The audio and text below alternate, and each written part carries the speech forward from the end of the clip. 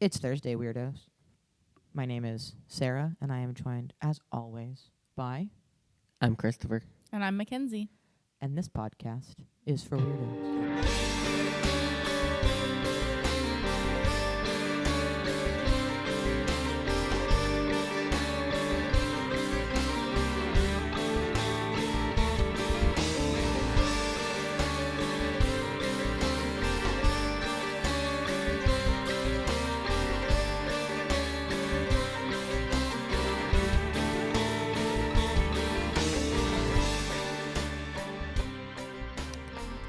So What are we talking about? this week we are talking about the Waverly Hills Sanatorium, Ooh. which is in Louisville, Kentucky. Or it's near Louisville, Kentucky.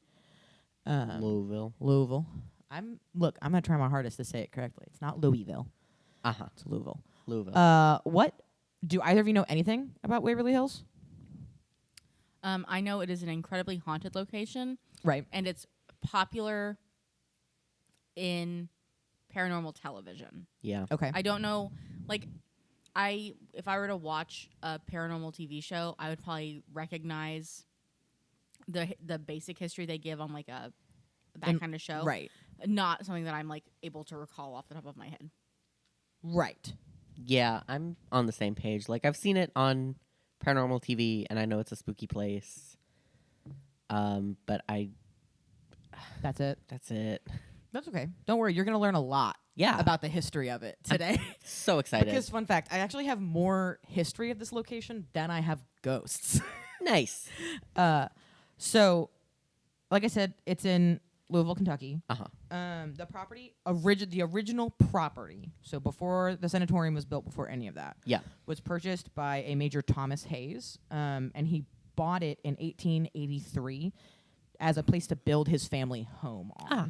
So he bought this big old property up, and he built his house there. Yeah. And then because it was a long way away from any school in the area, he had 2 young daughters. Yeah. And so he built a one-room schoolhouse Oh. on his property For and them. hired a teacher so that way his daughters could get an education. But also it was the other kids who live in this area that's too far away from another school can come to school at this schoolhouse. That's lovely. What a And- dad. Right, like a good dad. And so he hired, her name is Lizzie Lee Harris, is the teacher, Miss Harris, who he hired to work at this school and teach his daughters. Uh-huh.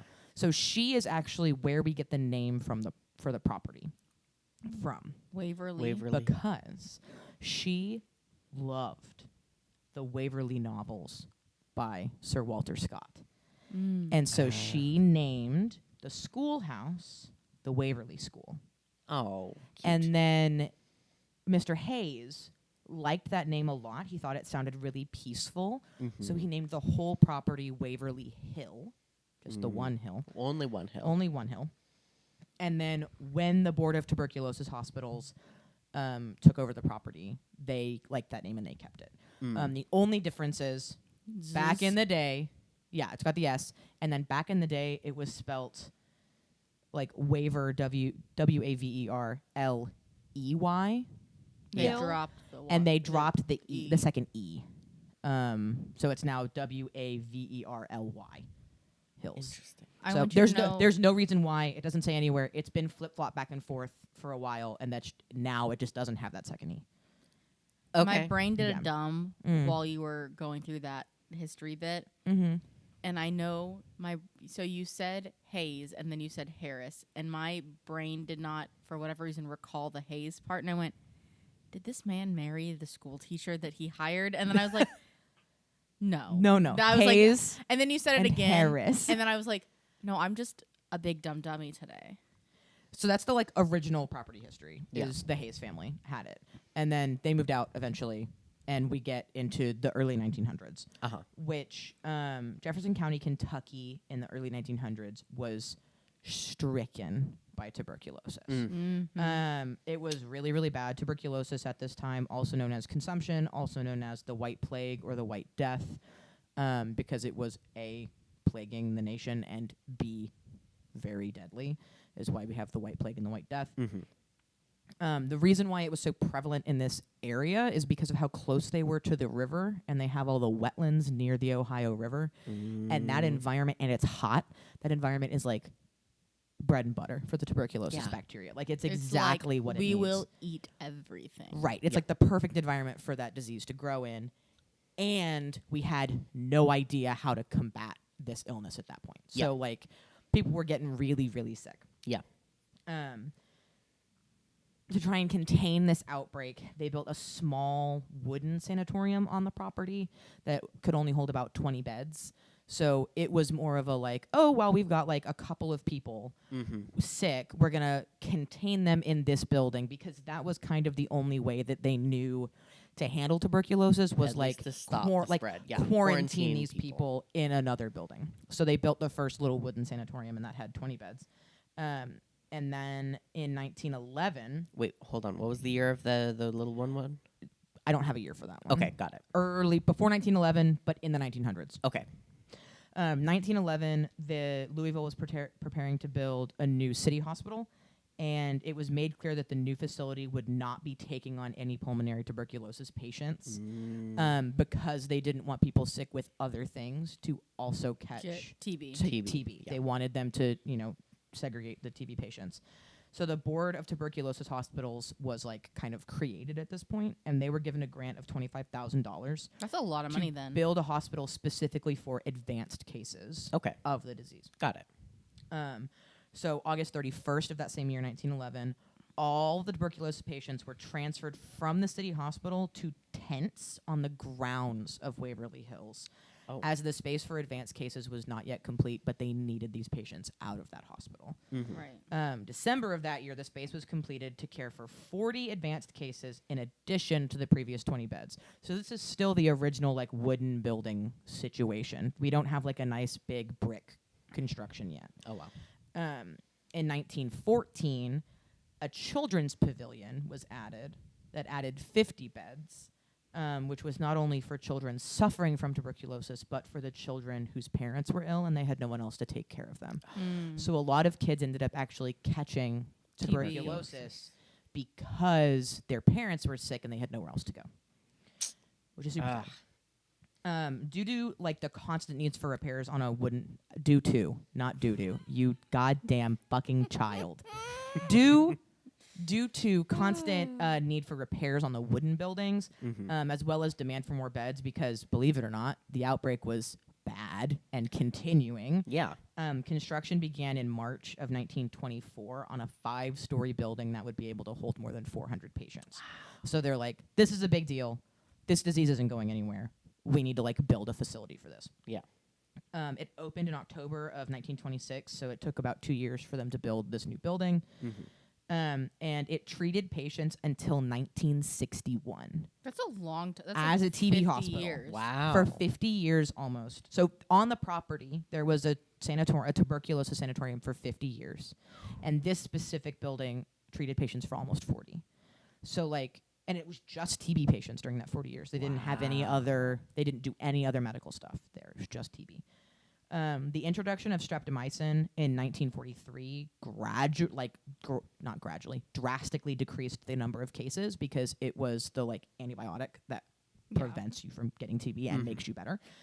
And eventually there was no need for such a large specialized hospital anymore. So the few remaining patients were transferred to Hazelwood Sanatorium, which was in Louisville in 1961, and the hospital was closed down. We're going to talk a little bit about the like patients, the construction of the sanatorium, and then we're going to go into like what else the building has been. So the facility has a tunnel that runs from the actual sanatorium building down the hill to the heating plant at the bottom of the hill. Yes, It's like I remember the, this. death slide, right? The original purpose of this tunnel was to easily transport supplies to and from the heating plant and the sanatorium, as well as it was where the steam for the heating came from the heat plant into the building. Yeah. So originally it had a very mundane, just like technical, this is how the building is manufactured. Like an engineering purpose. There was a cable car in the tunnel that made it easier to transport things up and down. Later, it found another use where, because People were often fated to die of tuberculosis. Most people at this point didn't survive. Uh-huh. The workers used the tunnel as a means to transport the remains of deceased patients down the hill to waiting ambulances and hearses, so that way the living patients wouldn't have to see that anyone died. It was to keep morale up. It wasn't like to try and hide that people were dying. People knew that people were dying. Yeah. But it But was not so you having don't to have to, like, see right. watch. It was to keep morale up in this place where you were pretty much doomed to die. Like Yeah. You're just waiting. it ends up getting this like really dark, nefarious kind of vibe in a lot of paranormal shows, and it was actually like one of the kindest things that they did at the hospital was like, we're not going to make you watch us march your friend's dead corpse out of this building every day. Or I'm assuming every day because they it's- had 400 patients. You They said? did 400 patients at a time. Yeah. Yeah. So like So- somebody's dying every day. Based on death certificates and records, we can estimate that around 6,000 people died. Which, when you think of the fact that that's over 50 years, it's actually not that many. That's not that bad. I want to see. I got it. Okay. 6,000 divided by 50. 120. That's year. not that many. That's not that bad. That's not one a day. No, that's not a one a day. That's Right. like one every 3 days. It's one every couple of days. And in a TB hospital, that's pretty good. That's pretty good. That number has been inflated in the past. What? 100. Oh, I did that math wrong. Never mind. The math has been inflated in the past before they actually found the death certificate records. And some older TV shows have reported that there were as many as 63,000 deaths as opposed to 6,000, which is astronomical math difference. But it was about 6,000 is what the math is right now. I do have some sad statistics for you. Mm-hmm. The youngest death in the hospital was 21 days old, Oh. and his name was Levin Lee Bradley, and he passed away due to complications from being premature, Oh. born to a mother who had Had TB. tuberculosis. And then the oldest was 86 years old, and her name was Nancy J. Gamble. Oh. She did die of pulmonary tuberculosis. Yeah. Because there were people who died of other things, believe it or not, in the TB hospital. Usually their secondary cause of death was pulmonary tuberculosis, but Yeah. It wasn't necessarily their primary. wasn't necessarily what actually caused their death on their death certificates. Tuberculosis treatments before the introduction of streptomycin were all extremely experimental, as there was no other medicine for the disease. Yeah. Most people would succumb to the illness, but many thought that fresh air, a good diet, and lots of sunlight would lessen symptoms or even cure the sick. Because of this, many patients at Waverly Hills spent much of their time sitting out in breezeways, regardless of weather, trying to soak up as much fresh air and sunlight as possible. Solariums. Right. They would even put patients on the roof to expose them to the sun for longer because they believed that exposing the chest and lungs to ultraviolet light would help. Yeah. And again, people look at that, like there's pictures of patients out on one of these like sun porches in the snow, and they're like, oh, they were so mistreated. And it's like, no, they weren't being mistreated. They thought that the fresh air and the sunlight was helping them. And the patients in the pictures are all like grinning and having a good time. Yeah. Like they were not mistreating people when it was a TB sanatorium. So now we get to the part where we talk about when there were people being mistreated there. The Woodhaven Geriatric Center. This was the next thing that the building was. In 1962, the building was reopened as the Woodhaven Geriatric Center, which is a nursing home for the elderly with dementia and mobility limitations, as well as a treatment center for the severely mentally ill. So these are like the most vulnerable of vulnerable people being taken to this facility to be cared for. The facility failed due to being understaffed and overcrowded, and there were lots of rumors of patient mistreatment and neglect. And because of that, the state closed the facility in 1980. So it still operated for 18 years before it was closed. Yeah. But the state did eventually close it because it was like, you're overcrowded, you're not turning people away. That alone is mistreatment of people because overcrowding is mistreatment. Yeah. So You can't you're take. closed. Yeah. Then in 1983, so 3 years later, a developer bought the property for $3,005,000, which is $9,193,000 in today's money. Wow. With the intention of turning it into a minimum security prison for the state of Kentucky. Oh. But dropped the plan after all of the neighbors protested. Good. Well, yeah. Good. They all went, I don't want a prison. prison next door to me. Please. I don't So want he was that. like, fine. He then wanted to turn the building into apartments, but he needed the county to buy back like 140 acres of land for $400,000. So he would have the money to start his project. Obviously, that never happened. Now we get into the really weird shit. Okay. In 1996, March of 1996. You were a year I've been old. alive for a year. Robert Alberhaski. What bought- a name. What a name. Bought the property to build the world's biggest Jesus statue and an arts and worship center. Hold the fuck I- on. What? The world's Biggest Jesus statue. Jesus statue. How big was it supposed to be? Oh, I'm going to tell you. Inspired by the Christ the Redeemer statue in Rio, Outside of Louisville, Kentucky. the plan was to build a 150-foot tall, 150-foot wide statue of Jesus Christ situated on top of the sanatorium's roof. So the height of the building plus 150 feet. Also, why is Jesus a square? Yeah, I was gonna say he's a square. He's a square. So because they were going to do the arms out Yeah. like the Redeemer. So 150 feet. Tip to tip, and then top to toe. The statue alone was slated to cost $4 million, while converting the rest of the building into a chapel, theater, and gift shop would have Gift been an shop. additional $8 million. Gift shop. Believe it or not, the project failed to raise enough money Shocked. for the Wow. for the astronomical cost to do either phase of development, only raising about $3,000 in a single year from nationwide donations. Everybody Project said, "I don't care." the project was canceled in December of 1997. God, So we didn't get our so giant funny. we didn't get our giant Jesus statue in Kentucky, God, I'm glad. the biggest one in the world. Inspired, and he was like, everyone's gonna love this idea. Everybody's gonna fucking love this shit. And at most, 3,000 people loved the idea, and they all Enough for donated $1. Yeah. So then, in 2001, the current owners purchased the property, Tina and Charlie Mattingly, and they're constantly working to restore the building. They have a haunted house on site every October, and the funds from that haunted attraction go back into restoring the building. That's fun. They also do history tours and paranormal tours and do overnight paranormal investigations with the public. Sarah and I made a whole plan. So Are their we going? their tour season is March 1st through the end of August. So we could go Between the midline birthdays. between the birthdays and do it for all of our birthdays. All right, are we ready for some Yes. paranormal shit? Tell me the ghost. Now we're going to Fuck get yeah. into some paranormal stuff. I have two kind of long, like, just quotes that I'm going to talk about. Okay, so don't interrupt you. Not right the second. When I get to those, I'll tell you. But there will be two very long quotes that people are going to be like, could you not have cut any of that out? No, I couldn't have. Sorry.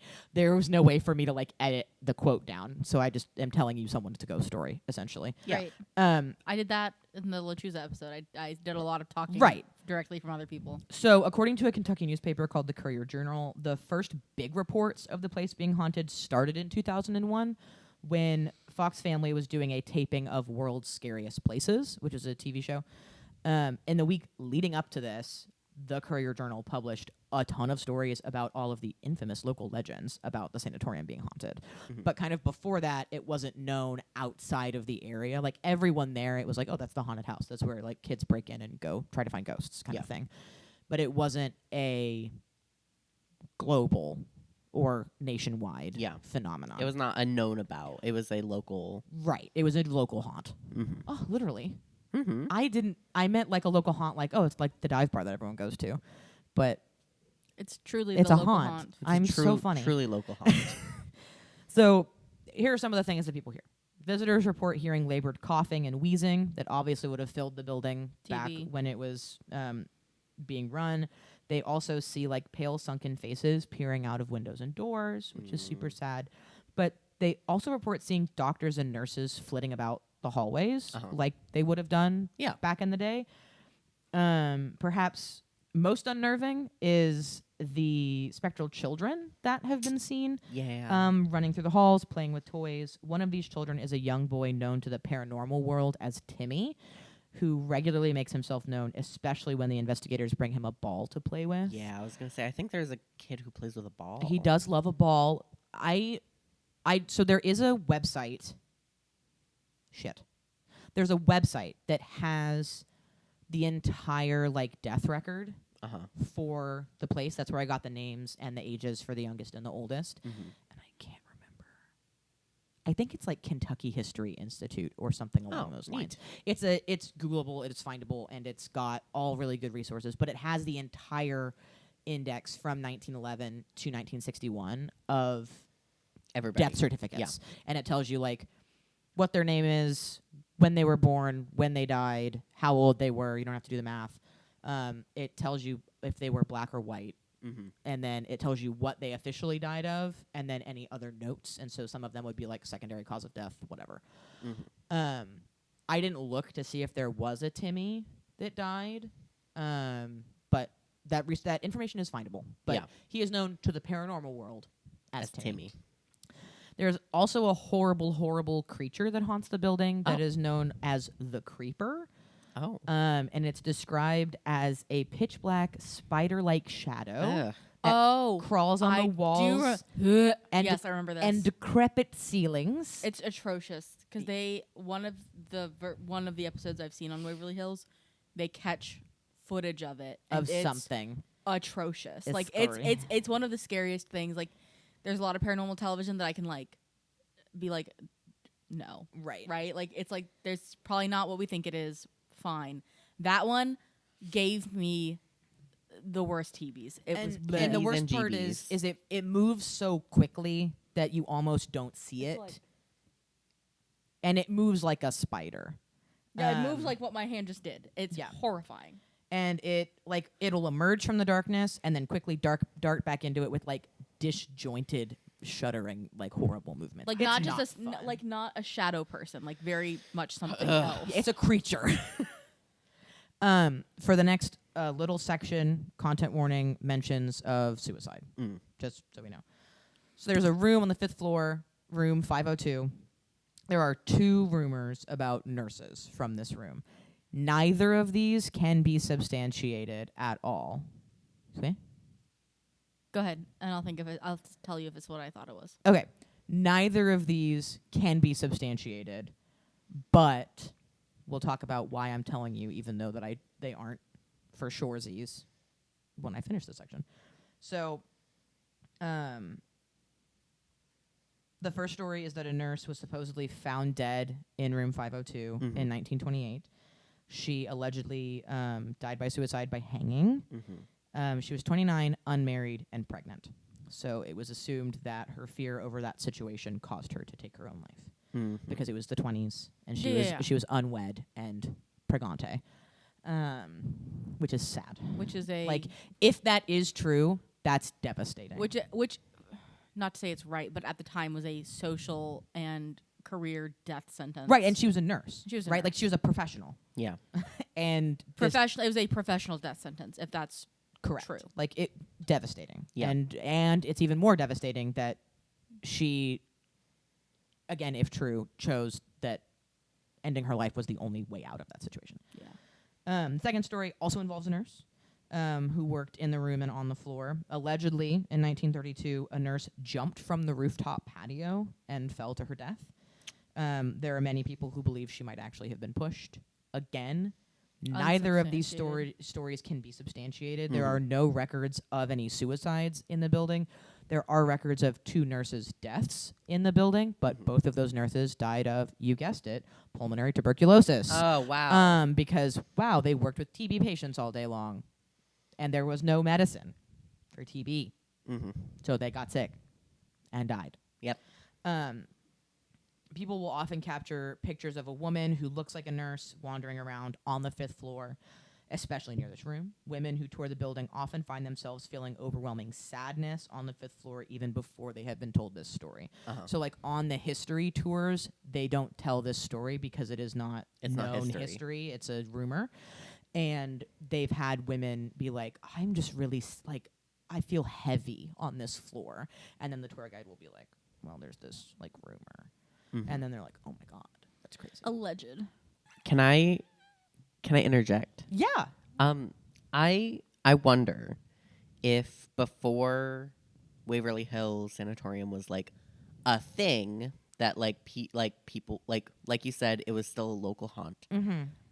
If maybe those two stories about the nurses were stories that were created by locals to scare other people, like to scare each other, like stories that the kids came up with. Hey, sweetheart, guess what my next point is? Is it? It's not that that's the fact. Right. But it is. We are of the We're storytelling belief. people. We are of the belief, the three of us, that there is such a thing as an intentional haunting. Yeah. And that doesn't mean that you're haunting something on purpose. Yeah. It means that your intent haunts a location. Yeah. And so because the original mythos of this building was teenagers breaking in, trying to scare their friends, it is entirely possible that those were myths made up by the local hooligans Yeah. to scare each other. And then that energy going into that building every single time a kid went in there going, oh my God, I'm going to go to the room where the nurse killed herself, Yeah. created a nurse who haunts that room. Yeah. To devil's advocate that. Yeah. Not that I mean, that is what, as far as hauntings go, that yes, that is something I believe in. Not to discount what you said about the three of us believing that. Mackenzie's trying to prove me fucking wrong. No. From a, like I said, a devil's advocate perspective, the two nurse deaths that were documented, they could have been fudged. They could have been. So they actually did bring that up on Ghost Hunters. Okay. Because it's easy from a professional Right. To say time like, to they say, died of oh, tuberculosis. they died of tuberculosis Yeah. because So- and then everybody was would sick. go, yeah. Of Right. course they died of tuberculosis. They were working around TB patients all day. Right. Because they wouldn't have wanted the fanfare of Right. either a suicide or A murder, yeah. The Yeah. only reason why I genuinely don't think that any nurses took their own lives in this hospital is because when they were doing the research, like on Ghost Hunters does a decent job of like going and talking to local historians and like trying to find that kind of information. They didn't find any deaths that lined up. They found two nurses who died at the hospital, but like they were supposed to be like these really young women, and both of them were like, one of them was like 49 and the other one was like 53. And it wasn't like the right years. Like it was a bunch of like, oh, we knew that two women died here. We're going to change the stories up a little bit to be spooky. and like I completely agree with that. I was just right. you know Right. It is entirely possible that records Were fudged. were fudged a little bit so that Or- way they didn't have a suicide on their hands. or they could have chosen to not document the deaths as being at the sanatorium. Right. Yeah. Also true. I'm not No, saying that I it's know. not a made up story. I'm just Correct. of the time frame we're talking about with the Yeah, it's not out of the situational question. Right. with the situation like kind of circumstances. Yeah. It's also Could- entirely possible that they were just never reported Yeah. at Yeah. all. Exactly. And again, I think it could very well be a combination of those things, right? Like Right. it could have been a horrible incident for those like deaths for those two individuals that were not reported for whatever reason. And then The rumors spread. yeah, the rumors spread, and then as folklore works, Right. kids telling scary evolves and stories, it changes. evolves and Yeah. changes, and then that intentions haunting of kids breaking in and doing stupid shit in an abandoned building creates that excessive energy that may not have been there before. Yeah. Right. So, just some other basic spooky stuff that happens. Volunteers and visitors will report hearing doors slam when they're the only ones in the building. Specifically, the volunteers have that. Ugh. Seeing lights on in areas that don't have any power, and have had objects thrown in their directions, and even been touched and seen full apparitions in the hospital. So, like, haunted, spooky hauntings, spooky like haunting. generic I'm haunting sorry. stuff is going on. I know that like we investigate and I'm like, I'm a brave person. This will be fine. That shit would... Mackenzie spooks so easily. I do. I want to be a big, strong, brave girl. I get so scared. Not because I'm scared of what is there, but like my logic brain, it's scary. it cannot, like, my brain when it's like, this light is on, I know there's no way that light can be on. Right. Like, logically, there's no way that light can be on, but it is. Hate that. Right. Hate that. And it's like, I talked about this when I did my ghost tour at the ranch. The scariest thing that's ever happened to me paranormally was when I saw that shadow figure upstairs in the George house when I was cleaning. Mm-hmm. And when I was on the ghost tour, I said, like, this is the scariest thing that's ever happened to me. And then I went, I want to be clear. I was not threatened. There was no aggression. Yeah. There was no harm done to me, nor was there want to do harm to me. Scary does not mean dangerous. Yep. Scary just means I was scared in that moment. Mm-hmm. When I think back on it, it was a kid looking at me. Like, I was not in danger. I was not threatened. There was no one was trying to hurt me. Yeah. I It's was just I scared. had fear. Well, Right. I was experiencing fear. Well, but like we joke about me getting spooked. I jump out of my skin when I know somebody's going to walk up behind me and I forget that they're walking up behind me. Like, I'm well aware that, like, not that I have never felt in danger anywhere.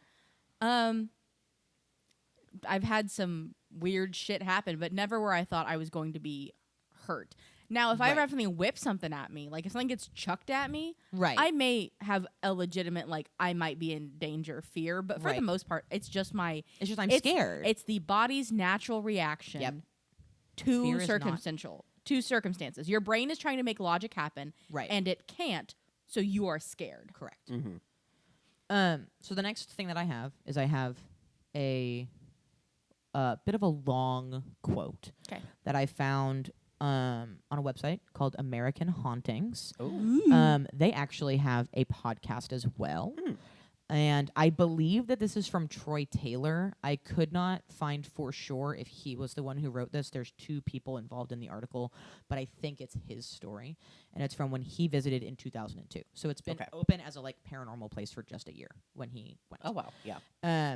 And he did kind of preface the story. I didn't copy and paste this part, so this is a paraphrase, that he is like as psychic as a bedpost. So he tends to not have as many paranormal experiences as people who have more latent psychic experiences. Mm-hmm. So this to him was even more profound of an experience because he doesn't have experiences as often. Yeah. And it's written very much like a fun, scary story. So I'm just going to read it word for word. Good. Great. These are Troy Taylor's words. It was literally a dark and stormy night when we arrived at the hospital, and it had been raining all day. I was looking forward to seeing the place, no matter what the weather, and not because I was convinced that I would meet one of the former patients face to face. It was simply to experience the place for myself. By this time, I had traveled all over the country and had been to hundreds of places that were alleged to be haunted. I had felt just this same way before exploring all of them. So Waverly Hills was no different. To me, it was just an old spooky building with a fascinating history. The fact that it was alleged to be haunted simply added to the experience. I had long since abandoned the idea of expecting too much. After meeting with the owners, we went inside and started our exploration of the building. The building was almost silent. All I could hear was the sound of our own footsteps, our hushed voices, and the drip of rain as it slipped through the cracks in the roof and splashed down onto the floor. I was given the full guided tour and saw various rooms, the treatment areas, the kitchen, the morgue, and on and on. We climbed the stairs to the top floor, and I saw the legendary room 502, as well as the lights of Louisville as they reflected off the low and ominous-looking clouds that had gathered above the city. The only floor that we skipped over was the fourth, but my friend explained that this was the only floor in the building for which the entrance was kept locked, and he had saved it for last. When we finally arrived on the fourth floor, I got the distinct feeling that something strange was in the air. I make absolutely no claims of any psychic ability whatsoever, but there was just something about this floor of the hospital that felt different from any of the others. What had been nothing more than an old ramshackle and broken down building suddenly seemed different. I can't really put into words what felt so strange, but it almost seemed to be a tangible presence that I had not encountered anywhere else in the place. And right away, eerie things started to happen. We had entered the floor in what I believed was the center of the building. Behind us was a wing that I was told was not safe to enter. Sections of the floor had fallen in, and this area was off limits to tours and visitors completely. The strange thing about it was that both of us clearly heard the sounds of doors slamming from that part of the building. I can assure the reader that it was not the wind either. The wind was not strong enough that night to have moved those heavy doors, and this clearly sounded as though someone was closing them very hard. When I questioned my friend about who else could be up there with us, he explained to me about how unsafe the floors were in that section. I investigated on my own and determined that he was correct. There was no one walking around on that part of the 4th floor. I switched off my flashlight. We walked down the corridor using only the dim ambient light from outside. The hallway runs through the center of the building, and on either side are former patient rooms. Beyond the rooms is the porch area that opens to the outside. It was there where the patients were placed to be taken the fresh air. There was no glass ever placed in the huge outer windows, which has left the interior of the floor open to the elements ever since. On this night, the windows also illuminated the corridor, thanks to the low-hanging clouds that glowed with the lights of Louisville. We walked down. I can't read not hard words. It's the word through. The word through tripped me up. Through. We walked down through the dark and murky corridor, and I began to see shadows that flickered back and forth. I was sure that this was a trick of the eye, though, likely caused by the lights or the wind moving something outside. But it was where the corridor angled to the right that I got a look at something that was definitely not a trick of the eye. In order for the reader to understand what I saw, I have to explain that the hallway ahead of us continued straight for a short distance and then turned sharply to the right. In the early 1900s, most institutions of this type were designed in this manner. It was called the batwing design, which meant that there was a main center in each building, and then the wings extended right and left, then angled again so that they ran slightly backward like bird or bat wings. So it's like center of the building, and then off, like big building center, little bit of a wing, and then they go back like this. Yeah, so it's Like like almost like an M shape. Not quite, because it doesn't dip back down. It's like a table with arched legs. Yeah, like that. There will be pictures of what the building looks like on our Instagram. Directly at the angle ahead of us was a doorway that led into a treatment room. I only noticed the doorway in the darkness because the dim light from the windows beyond it had caused it to glow slightly. This made it impossible to miss since it was straight ahead of us. We took a few more steps, and then, without warning, the clear and distinct silhouette of a man crossed the lighted doorway, passed into the hall, and then vanished into a room on the other side of the corridor. I got a distinct look at the figure, and I know that it was a man, and that he was wearing what appeared to be a long white drape that could have been a doctor's coat. The sighting only lasted a few seconds, but I knew what I had seen. And for some reason, it shocked and startled me so badly that I let out a yell and grabbed a hold of my friend's jacket. I am not sure why it affected me in that way, but perhaps it was the setting, the figure's sudden appearance, my own anxiety, or likely all of these things. Regardless, after my yell, I demanded that he turn on a light and help me to examine the room the man had vanished into. After my initial fright, I became convinced that someone else was on the floor with us. My friend assured me we were the only ones there, but he did help me search for the intruder in an empty room with only one way in or out. There was no one there. Whoever that figure had been, he had utterly and completely vanished. I doubt I was the first person to see this mysterious apparition on the 4th floor, and it's unlikely that I will be the last. However, this sighting put Waverly Hills into a unique category for me, in that I will firmly state that I believe it is haunted. Usually for me to do that, I must have my own unexplainable experience that goes beyond a mere bump in the night or spooky photograph. In this case, I had actually seen a ghost, and at the time, I could count the ghost sightings I had had on 2 fingers. Waverly Hills is haunted, and for me, seeing was believing. So again, that is Troy Taylor. Scary as shit. That's what a well-written... Right? It's so well written. Like... I read it and I went, I'm not going to paraphrase this. I'm not going to do it No. justice. I'm just going to read his words. He wrote a really good story. Yeah. So the next one, I have a book called America's Most Haunted, which has 10 of the most haunted locations in America in it. Waverly Hills is number 2 in that book. And it has a lot of really good information, and I really like the way that the book is laid out. It is by Teresa Argy and Eric Olson. I have to remember his name for a second because he's not in my notes. But they I like the way it's written. They kind of talk about the history of the place. They talk about their personal experiences there. They gather other personal experiences. They talk about the most common haunted areas and that kind of stuff. It's a really well-written book, at least for the Waverly Hills section, which is the only section I've read so far.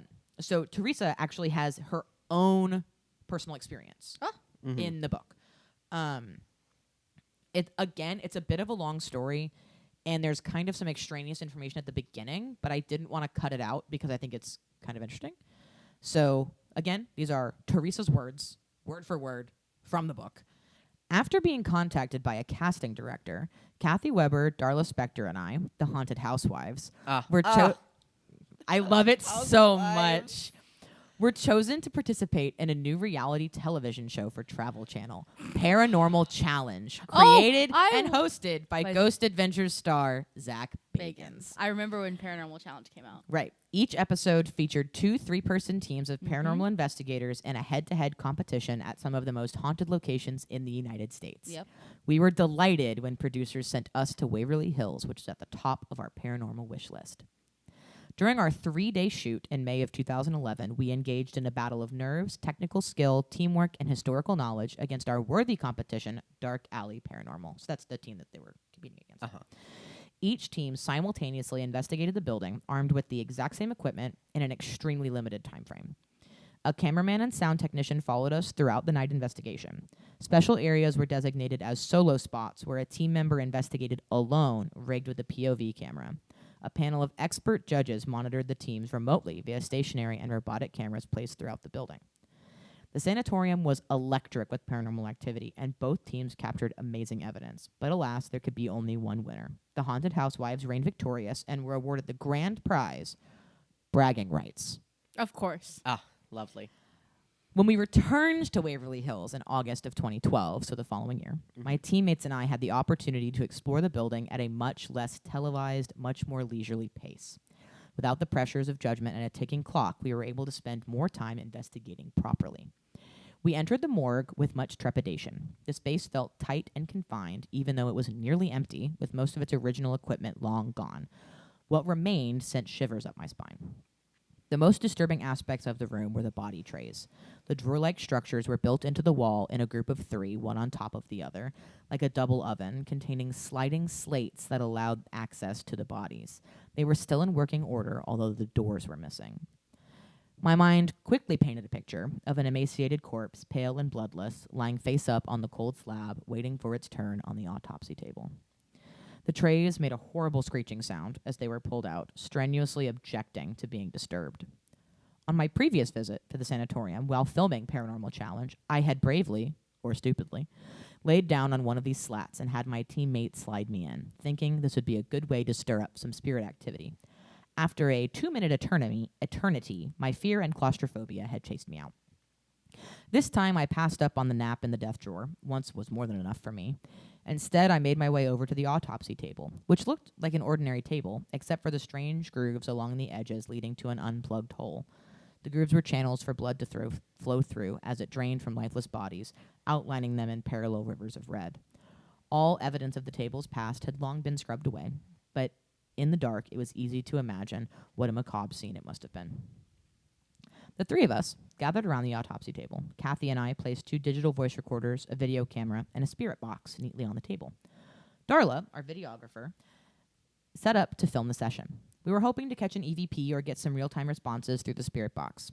The room took on a sepulchral vibe, and we felt the temperature drop. Unnatural sounds emanated from the shadows. Suddenly, a rusty metal chair in the corner rustled as if someone were getting up or sitting down onto it. Of course, the chair was empty. Of course it was. I tried not to think about the noises. There was work to be done. Hoping to entice the spirits to talk to us through our equipment, we began a session asking a few basic questions. What should we call you? The radio spewed out a series of names. Rick, Garth, George, Dave, Sonny, Dan, Mike. How many of you are in here? 7, the box replied. Are you patients here? I asked. Yes, 7. 7? Is that correct? Kathy reiterated. Yes. Someone was clearly talking to us through the box. Voices cut through the static and white noise. Every word was a distinct, intelligent response to our questions. Do you know what room we're in right now? I asked. Morgue, came the response loud and clear. Mind blown, chills gripping my body. Can you see us? How many women are in this room? Some. Do you know our names? Do you know what my name is? Teresa. Uncomfortably personal. At that exact moment, my camera asked. She did. That's what I said. I was like, you did ask. At that exact moment, my camera shut off. The battery was fully charged. It was as if someone had physically pushed the power button and turned it off. Boop. Did you just shut off my camera? I demanded of the spirit. Yes, came the forceful response. Many find it easy to dismiss disjointed answers that come from the spirit box, chalking them up to coincidental radio chatter. But unequivocal responses to direct questions can help corroborate paranormal activity. Mm-hmm. And that's her quote. That's not me saying that. That's a direct quote from the book. So that's the end of Teresa's story. I love that because I love that she was like, how many women are in here? Some. Some. Do you know our names? What's my name? Teresa. Uncomfortably personal. Uncomfortable. So that's a real funny one. That was just I like that. I adore that they called themselves the Haunted Housewives. Haunted Housewives. Like, Right, that's it's very fun. So It's a good silly. name. So now we're gonna talk about some paranormal television. Fuck yeah. Do you want to hear about Ghost Adventures or Ghost Hunters first? Get Zach Bagans out of the way. All right, we'll get Bagel Bites out of the way. Our arch nemesis Zach Bagans featured Waverly Hills on season 4, episode 4 of Ghost Public Adventures. Enemy number 1. Public Enemy number 1, Zach Bagans. Come fight us. In October of 2010. So that I recall this episode. yeah. He started. It was in the decent era of Ghost Adventures. He started the episode with, "If death has a home address, it's Waverly Hills." Yep. Tina, the owner of the property, insists that everyone treat the spirits of Waverly Hills with respect. Zach doesn't know how to do that. So Zach's usual shenanigans were off the table. Like, she was like, you cannot antagonize these spirits. You cannot yell at them. You cannot be mean. Like, you have to be nice and respectful to these spirits. Yeah. And he actually managed to display a gentler side of his investigation tactics on this episode than viewers were used to. Nice. Good. And he even brought flowers for a 28-year-old patient named Lois Higgs, who had passed away in the sanatorium. And they have a picture of her in the museum. So when he went through the museum and he saw this girl, he was like, "Who's that?" And she was like, "Oh, that's Lois Higgs. She passed away." And so he brought flowers for this spirit. That's nice. Which is actually kind of sweet. As much as I hate Zach Bagans, he did manage to do something respectful. Well, and the fact that there have been other locations that they've investigated where they've made the same kind of request, and he's not able, like, he doesn't give a shit. Yeah. Also, again, that was early Zach Bagans, It's where he still had a little bit of a soul. He has a conscience. He's not. And he didn't have quite the ego. He was still early Zach. Right. Because that was a Nick episode. Yeah, Nick was there. And Back in the days when Nick was there. that was my intro to paranormal was the Bagel Bites and the Ghost Adventures. I have more from him. So yes, I'm proud of him because now he would never. Correct. He would never do that. He If would they be like, said "No, you- I'm gonna do what I do," and blah, blah, blah. Yeah, they'd be like, "You can't antagonize the ghost." And he's like, "Well, I'm not antagonizing the ghost. I'm antagonizing the demons that are here because everything is demons." It's all demons. He did, of course, lay down in one of the body trays and insisted that Nick and Aaron leave him alone in there. I remember that. He hated it. He's actually claustrophobic. He got, quote, very lethargic and felt like there were tons of bodies stacked on top of him and he couldn't move. He captured I almost said a VIP instead of an EVP. He captured an EVP while he was in there that he interpreted to say, "You're not going to make it." Which I say he interpreted because most of the time the EVPs on Ghost Adventures are like, and they go, "Oh my God, it said I'm going to die." Aaron was sent off on his own as usual. Poor to the fourth Aaron. floor, where he saw unexplained movement and heard strange noises, including what sounded like labored breathing. The guys captured a piece of evidence on one of their full spectrum cameras that showed a shadow figure walking down the corridor and then turning and disappearing into a wall. It's Ghost Adventures. Take of that what you will. Now I'm going to talk about Ghost Hunters. So the original Ghost Hunters has gotten really complicated because there's like 3 different networks that have hosted it, and there's like 3 different versions of the show. So there's original Ghost Hunters, which started in 2005 and was on the Sci-Fi Channel. Then there is the reboot that was 2019 and 2020, and that was with Grant and a bunch of other fucking people. Wasn't that on Destination America? It was on A&E, and it's on Disney Plus if you want to watch it. It's not terrible. There's one guy on that team who I do not like. And then there are the most recent seasons, which are seasons, I think, 13, 14, and 15, or 14, 15, and 16, that are back with the original Ghost Hunters team, minus Grant, because Grant left several years ago, not due to any like drama or anything. He just had kids that were growing up, and he didn't want to leave them. He wanted to enjoy his children. So Ghost Hunters is complicated. Waverly Hills has appeared on Ghost Hunters 3 times. It appeared in the original series that was on Sci-Fi in 2006, in the 2nd season, 14th episode. There was a live investigation on Halloween the following year, so 2007, which was the 18th episode of season 3, and then on the reboot season in 2020 with Grant's new team. They also went back to Waverly Hills. So I have some stuff from the original season 2, 2006, old school Ghost Hunters episode.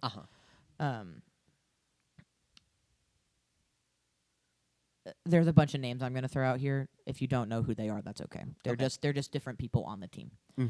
So one of the things, if you go back and watch this episode, it's available online. Just Google Ghost Hunters season 2 episode. What number did I say? 14. And it'll come up. You can watch it for free on something. I don't remember what the website was. But remember what era this was? It was 2006, and this is technically a reality show. So anyway, there's some really cringy like interactions between some of the team members. Maybe that's why I didn't like Ghost Hunters. Because there's a guy, Brian, who had left because of some shenanigans, and then he has come back. And this is like one of the first episodes where he has returned, and I had completely forgotten that when I watched it, and I was like, I don't fucking care about the Brian drama. Anyway, so in the original episode, they had a bunch of technical malfunctions. Specifically, their thermal camera was acting up early on, and then they had some other things that also just the tech was teching like it does on Ghost Hunts. Steve and Brian were investigating on the 5th floor, and they heard a moaning sound with their own ears. And it seemed to travel down the hallway. So it was like the sound had movement to it. The following night, that same team of Steve and Brian were about to leave the 5th floor, and Steve saw a figure walking outside the window that he couldn't explain. Originally, he thought it was a reflection of his own legs, but then he realized that the windows didn't have glass in them. So There's no way to there was reflect no glass. reflection possible. Interesante. On the 4th floor, there's 3 girls on the team. There's Kristen, Linda, and Donna, so the girls. Noted some EMF spikes, and again, there's not a lot. There's power, but most of the building doesn't have power to it. And got responsive banging noises when they were asking questions. So they would be like, if you're here and you want to interact with us, can you make a banging sound? And they would make a banging sound. And then it was like, okay, cool. If we ask a question, the answer is yes, make a sound. If not, don't make a sound. Over the investigation, a bunch of the different team members would experience the same loud, like, banging sound in response to questions in several different locations around the building. So, like, that seems like a decent way to communicate in this building is, like, be like, hey, can you knock? And then the ghost will be like, kunk. And then you'll be like, great, make that sound again if it's a yes. And then it'll go, kunk, and no noises. Jason and Grant, who were, like, the main 2 guys in Ghost Hunters, captured a figure walking across the end of the hallway on the thermal camera. Very clearly you could see legs as it, like, walked across the hallway. And they believed that it was about 3 feet tall, just based on where it was in relation to doorways and stuff. They thought that it might be Timmy, the kid. On the same night, Grant saw an apparition of a man that he thought was, like, a living human, and he chased it down because he thought there was somebody in the building who wasn't supposed to be there and couldn't find anyone. In the body chute, the tunnel, Tango and Brian, heard what sounded like footsteps following them back out when they went to leave. Like, they didn't really have anything else happen when they were in the body chute, so they were like, all right, time to leave. Yep. They turned around to leave, and they heard, like, behind them somebody else walking, which is odd. Yeah. And then, lastly, Brian and Kristen saw a shadow figure move from one room to another while they were setting up cameras for the second night of investigation. And when they, like, told Jay and Grant about it, they realized it was the same area where they had caught the figure on the thermal camera the previous night. So they were like, that's crazy. Unfortunately, they didn't catch it on camera because it was while they were moving the cameras. It was between things. Always. It's Right. always what happens. Always. Every damn time. Every time you're going to get the best, like, evidence, it's going to be while you don't have any tech on. Right. Everything's off. And then you have to hope people fucking believe you. So that's all I have. What did you learn? Have you learned? I definitely. I mean, I love the history of it. There's those ghost shows do such generic. Right, they don't have time to They tell don't have you time. They I mean, have you're to do a talking- 2-part episode for every episode of, like, here's the history of this location, and Yeah. then here's this investigating. Well, into and it. it's like you're talking about, generally speaking, an hour of cable television. So 40 minutes. 30 to 45 minutes of actual shit. actual content, Right. which like means an 8 to 12 hour or more or more investigation. investigation. And so, yeah, I totally get why they kind of just over top of things. However, it was great. I love the background of it, and I think it gives it not that the locations themselves don't do a good job of this, but rehumanizing those locations, because Yeah. so often with paranormal television, especially the way it is right now, there's another kind of big satanic panic wave, Right. where everything's Everything's a demon. a demon, everything is cursed, everything needs to be exorcised, right? Right. And it's not that. Most of this place is a place where people were suffering, not because of mistreatment, because of illness. Because they were sick. Because they were so sick. Yeah. And, tuberculosis, when we talk about haunted locations, is rampant. I mean, tuberculosis was a huge epidemic in the Right. United States and across the world, but especially in the United Right. States. And so I think people lack the history behind words like sanatorium. They think of it as like a mental asylum. Yeah, they think of or it as a scary thing. Yeah. Like it's automatically, those words have become Synonymous. fear-mongering Right. words where they're not. It was a place to make people better. And Yeah. Right. all they were doing, while it seems very mistreatful in the way that we understand medicine to be now, It they was were all doing they could do. They were doing everything they could Yeah. to make people better. And the proof of that is once they had the medicine to cure it, it they went closed. away. They closed. Yeah. Like, they didn't keep people there. They went, hey, you're better. Go home. Yeah. Congratulations. Go home. They gave them medicine and then said goodbye. Goodbye. Go home. You're better. So I loved that kind of. I love the ability, because people, I think, get caught up in like, it's such a haunted location. Right. Everything must be And extra scary and bad, and there must have been so much evil in this place. There was not a lot of evil in And that my place. my thing with that is people always think ghosts are stuck somewhere. I think, sure, there can be ghosts that are stuck somewhere. Something really bad happened to them and they're trapped somewhere. But I also think that ghosts may stick around places where they were loved and cared for. Yeah. And, like, that they enjoyed being. And Yeah. you know what? If you were sick and you And that's had where to go you- to Waverly Hills, and that's where they took care of you. they took care of you. They were there doing their damnedest to make sure that you made it out of there. And they had, like, an insane kitchen staff, and they, like, had a bakery, and they baked fresh bread for the TB patients every day. And they had, like, really yummy good food, and there was, like, a gift shop. Like, it was all kind of self-contained because they didn't want to. Well, and also get other to people be sick. a It was not a happy place to be, but it wasn't a bad place to be. but also either. like I think people forget about, to be a healthcare provider in locations like that was so strenuous, because you also couldn't leave. Like, right, they lived Yeah. there. you have to think all of your nurses, all of your physicians, all of your surgeons, anybody, kitchen kitchen staff, the The teachers the for all the teachers, children the, who were living the people, the medical, the coroners, all of that. Yeah. Everybody lived there. So that community, they made it work the best they could. And so Right. I just, Yeah. I think you did such a good job. Thank you. Yeah.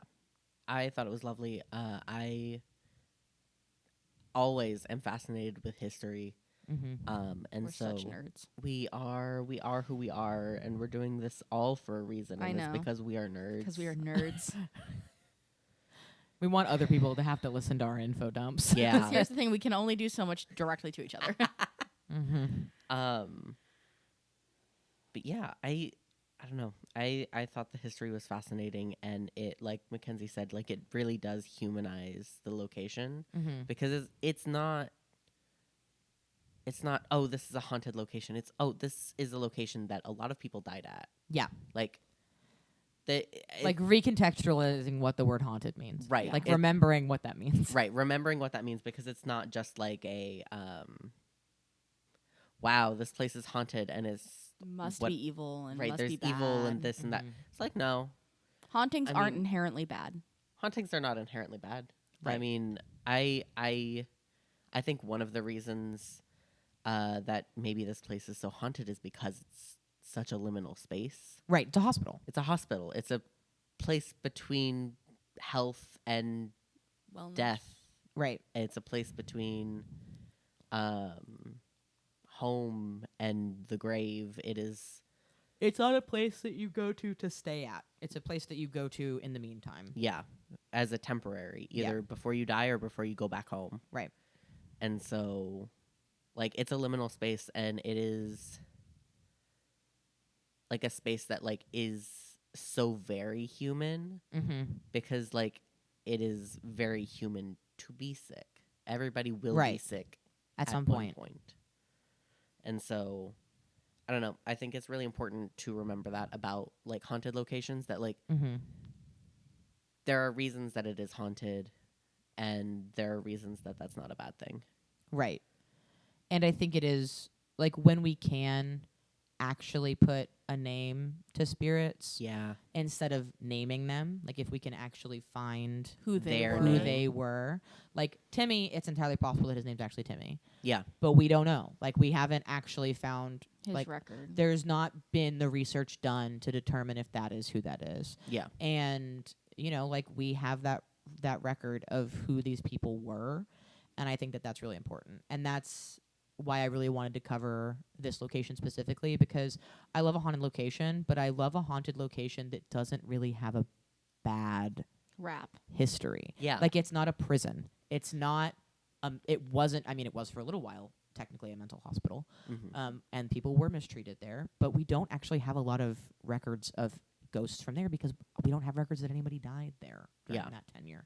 So, like, for And the it's most not part, like a murder house. no, it's or not a like murder house. It's not. It's not people in the 80s were summoning demons in this house, and now it's haunted, and Yeah. the Warrens are all over it, and yada yada. Mhm. It's just a place where a bunch of people were sick, and a bunch of people tried to take care of them, and a bunch of people died. Yeah. And because of that, it does feel very human, and that's why I was like, I'm going to cover this one as my first, well, Location. second haunted location, because the other haunted location that I've covered the Alamo. was the Alamo, Yeah. and that one is like a traumatic haunted Yeah, I location. mean that's a battlefield. The energy there is war, very yeah. different.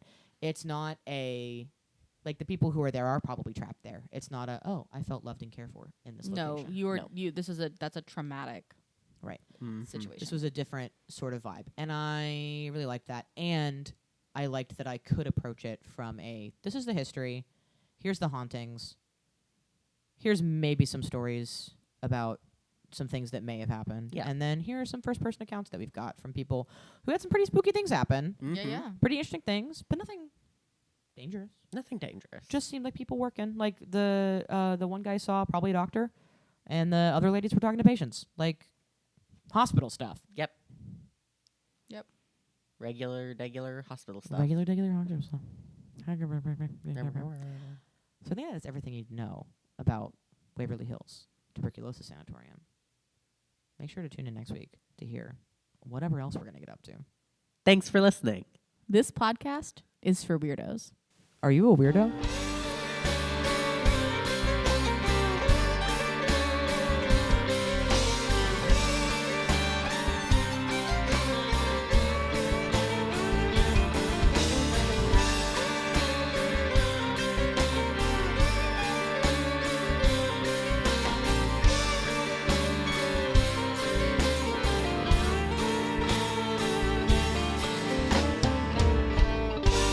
Thursdays are for the phenomena.